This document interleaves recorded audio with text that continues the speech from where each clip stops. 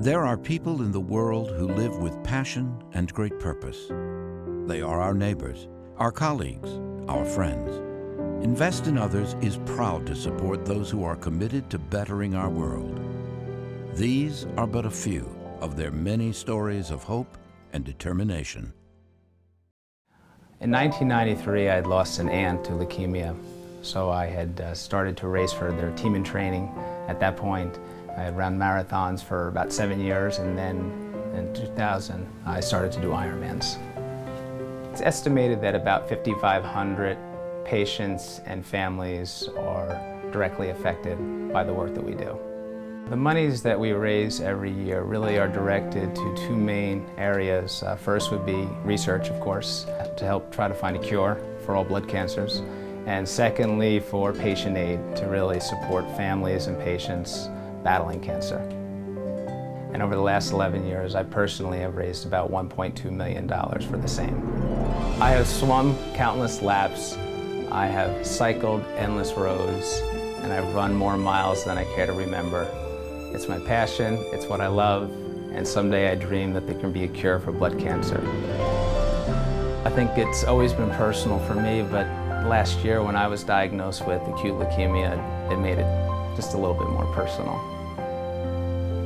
But it's not just my efforts. Invest in Others Foundation has joined in this fight by providing a generous donation to fund critical life-saving research. And for that, I am forever grateful.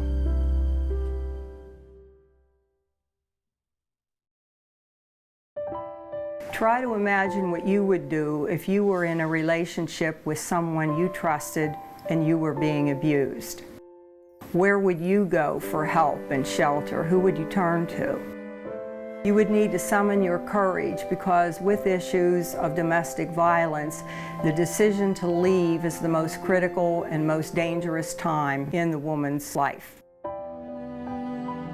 This year is the 30th anniversary of our shelter, and I've been involved from the very beginning as a founding member. Since 1981, the staff and board of the Crisis Shelter of Lawrence County has helped thousands of women and their children leave abusive situations.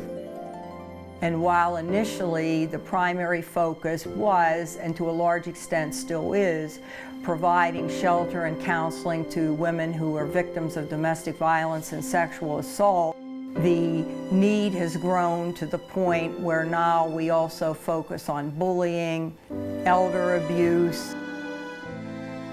Invest in Others' contribution helped us pay down our mortgage. This generous act has allowed us to keep the shelter open and direct the funds to the people who need our help the most. And that's why I'm very happy to say that we give them shelter, but you make it possible.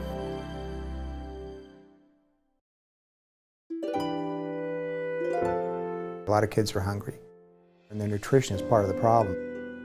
We've got over 48% of the student population that qualifies for free and reduced lunches, and those kids a lot of times don't eat on the weekends. And when they come to school on Monday, they're not ready to learn. My wife and I were walking our daughter to school. The little girl was running across the playground crying, and we stopped her and we said, "What's the matter, hon?" And she said, "I'm cold and I'm hungry and I had to sleep in my car last night." And it really hit me that, that's going on right here in Grand Junction. And it was something that we just sort of felt like we had to do something about.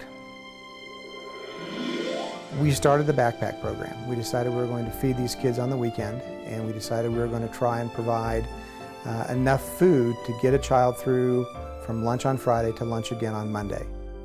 And it just sort of all flowed together one day. It just kind of came together and said, I think we can do this weekend program and get food going to these kids.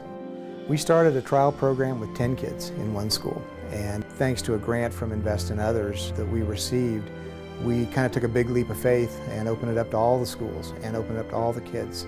And we ended up serving about 1,800 kids per week this last school year. The 1,800 kids that we're serving every week represents 9% of the student population here in the city. We're feeding kids and we're finding out it works. This entire structure was built by this community, by volunteers. and it's a tremendous accomplishment. And now they're doing it again on the second floor.